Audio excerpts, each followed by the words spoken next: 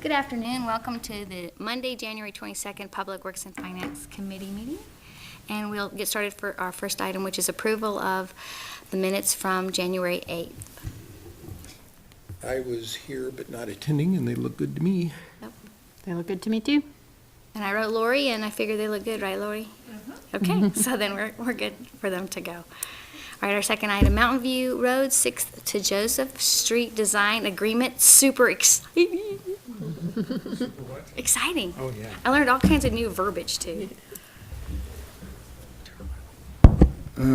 So we have a professional services agreement with JUB Yeah. to complete the design of the stretch of Mountain View from 6th Street to Joseph.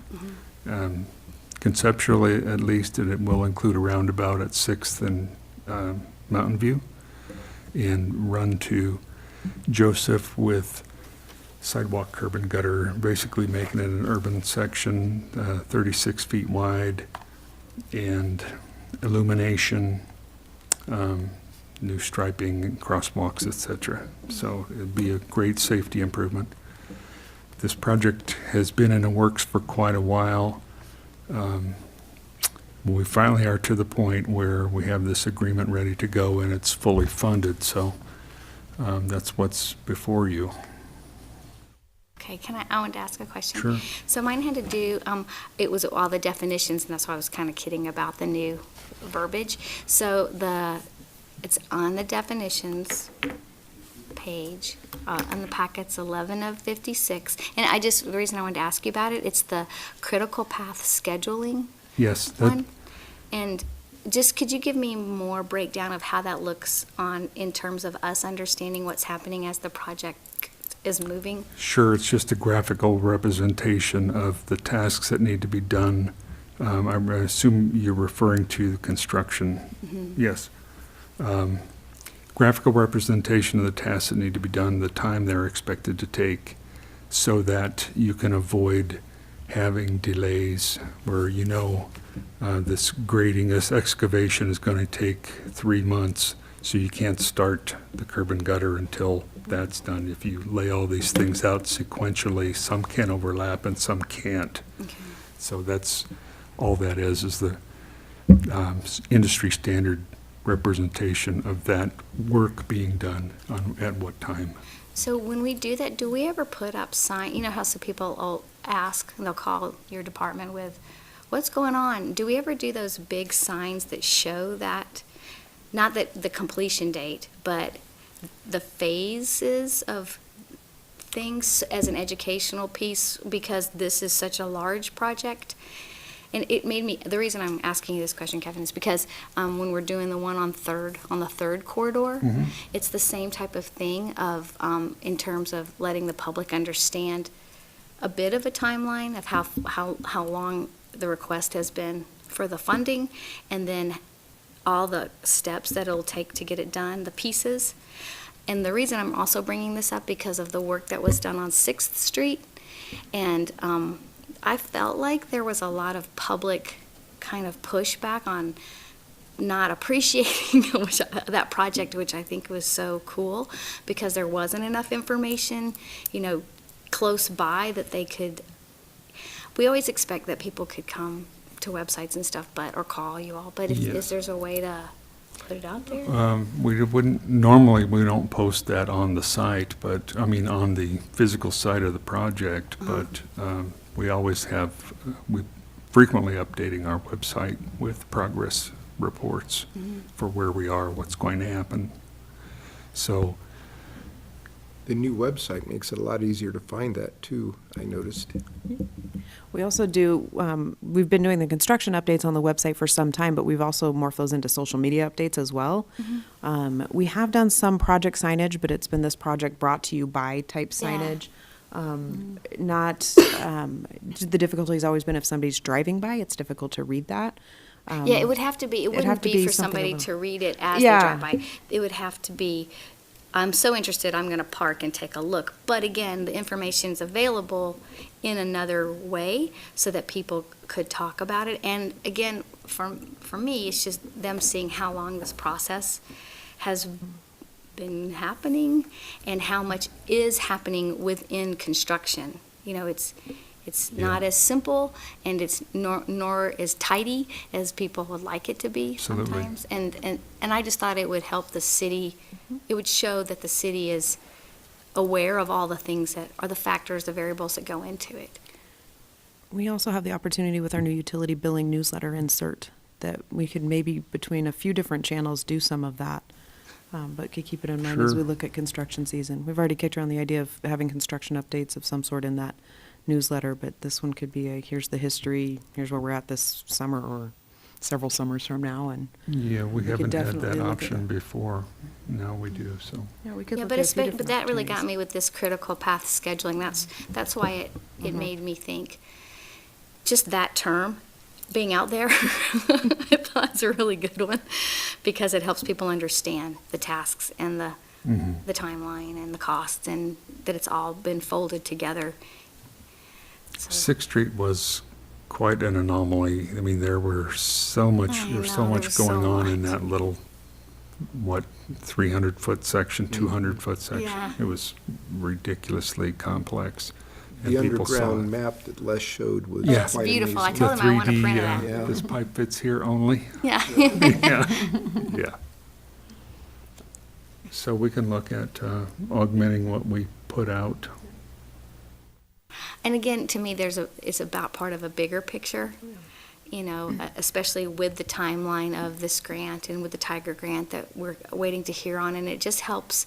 You know, there has been pushback to the council about like, we don't know that things are going on, but we know that these things go on for years before we turn soil, and it's just part of helping them see the process has really been vetted and that it's thoughtful and, you know, it's well done. Yeah. Yeah.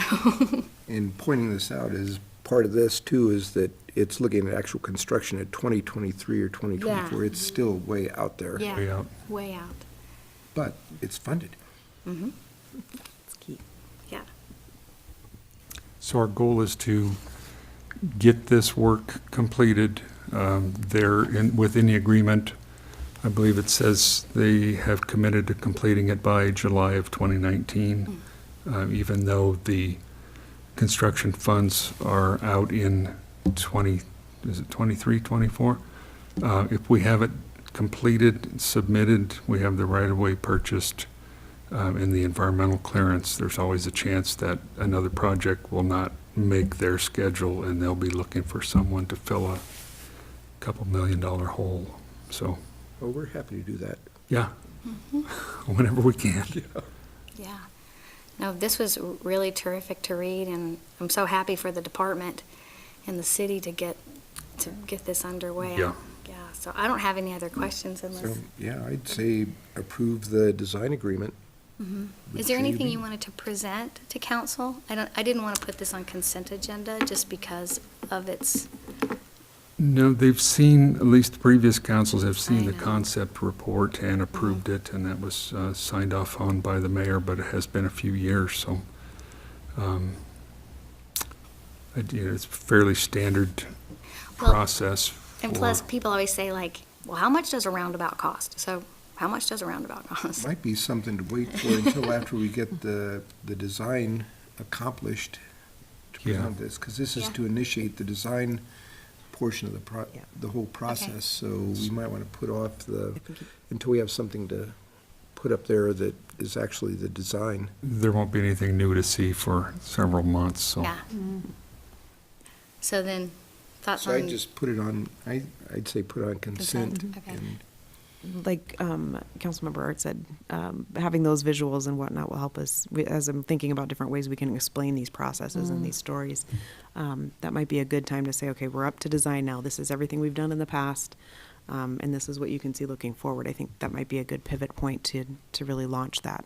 Okay. And I Just don't know about. if this is what you're picturing or either of you, but I think if you actually had it as a timeline without a lot of text, but Yeah. just showing the proportion of time too. Yes, You know, yes. like a spot, and there's all this time that led Yeah. up to, and then, way in 2023 is the projected rate. Yeah, I'm not so- trying to give extra work to the department to produce something. It's strictly for Okay, for you. This is something, when you talk about the explanation process and how we get from way back in the day, point A to point B, it's something that we work on constantly, and so this is a great example and some good ideas on how we can do that. Okay. Yeah. So then I guess consent agenda? Yep. I think Are you that, okay with that too? That'd That work is well for just this to one. initiate the design? Yep. Yes. Okay. Okay, Thanks, thank you. Kevin. And then our second item is a report. Well, it's actually not listed, it's listed as a report, Sanitation Strategic Plan Update with Tim Davis. Good afternoon. Two of you look awfully familiar.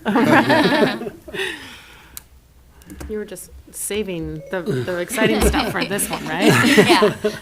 No, I was just going to give an update on the sanitation system master plan, RFQ. We put together a selection committee which consisted of Gary Riedner, Jen Piffner, Kyle Steele, Andy Boyd, Gina Teruscio, Steve McGee, and myself.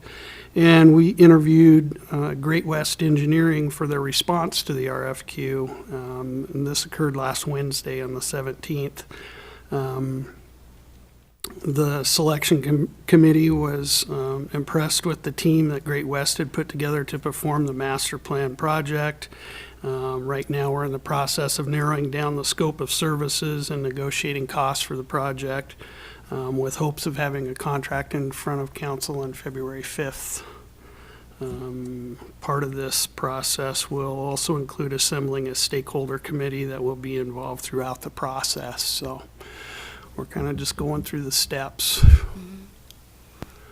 Have you ideas on how many stakeholders you think you'll have?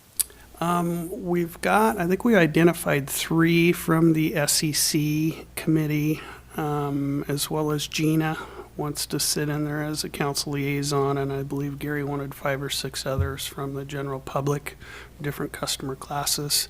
So we're in the process of submitting names for consideration, and it sounds like the mayor's going to appoint this committee, according to Gary. Okay. Good. Glad this is going. Anything else? I know you heard it. I know you heard it. We already had I know. comments. Yeah. Is there anything else that you feel like I need to catch up on? You know, one thing I just thought of in your response to Catherine's question that came up earlier too, I don't know if it's something you can ask or suggest, but I wonder if one of those from the community members should be from a commercial business. I'm sure they will be. Okay, Yeah, great. we try to get several from just the public sector, some from business, some from multifamily. We try to represent all of our customer classes when we put together these committees, so yeah. No, it's good to get to finally this place. You've been getting here for a while. Anything else I think I need to know? No? Well, hopefully we'll be bringing something forward on the 5th and we'll get started on this project. Yeah, that's so, great. yeah. Well, thank you for the update. Yep. And since there are no other items on our agenda, unless you have anything else? Just a quick note, we don't have any committee or council meetings next Monday because it's the 5th Monday of the month. So City Hall, all offices and services are open, but no meetings. Okay. And with that, we can adjourn. Thank you.